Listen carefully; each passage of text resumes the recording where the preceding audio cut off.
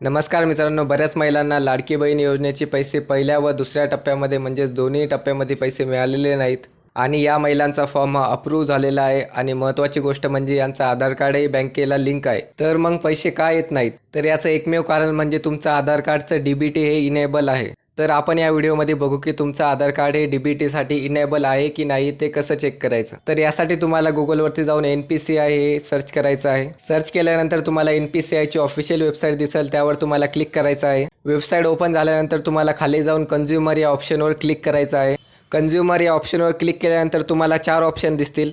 त्यामध्ये शेवटचं ऑप्शन म्हणजे भारत आधार सीडिंग इनेबल या ऑप्शनवर तुम्हाला क्लिक करायचं आहे. क्लिक केल्यानंतर तुम्हाला असा फॉर्म दिसेल. तुम्हाला हा फॉर्म भरायचा नाही आहे. वरती रिक्वेस्ट फॉर आधार हे ऑप्शन आहे, तिथं जो ॲरो दिलेला आहे त्या ॲरोवर तुम्हाला क्लिक करायचं आहे. क्लिक केल्यानंतर तुम्हाला 4 ऑप्शन दिसतील. त्या 4 ऑप्शनमधून तुम्हाला तिसऱ्या ऑप्शनवर म्हणजेच गेट आधार मॅप स्टेटस या ऑप्शनवर क्लिक करायचं आहे. क्लिक केल्यानंतर असं पेज ओपन होईल. येथे तुम्हाला तुमचं आधार कार्ड आणि खाली दिलेला कॅप्चा टाकून फॉर्म सबमिट करायचा आहे. सबमिट केल्यानंतर तुम्हाला तुमच्या आधार कार्डचा स्टेटस दिसेल. यामध्ये तुमचं आधार कार्ड दिलेलं असेल आणि स्टेटस दिलेलं असेल. जर तुमचा स्टेटस हा नेवर इनेबल फॉर DBT असा असेल, म्हणून लाडकी बहीण या योजनेचे पैसे तुमच्या बँक अकाउंटमध्ये जमा होत नाहीत. की तुमचं DBT जर इनेबल असेल तर काय करायचे? यासाठी तुम्हाला बँकेत जायचं आहे आणि बँकेत गेल्यावर त्यांच्याकडे तुम्हाला NPCIचा फॉर्म मागायचा आहे.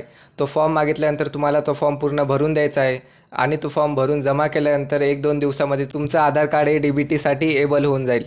अशाच नवनवीन अपडेट्ससाठी आपल्या चॅनलला सबस्क्राईब नक्की करा.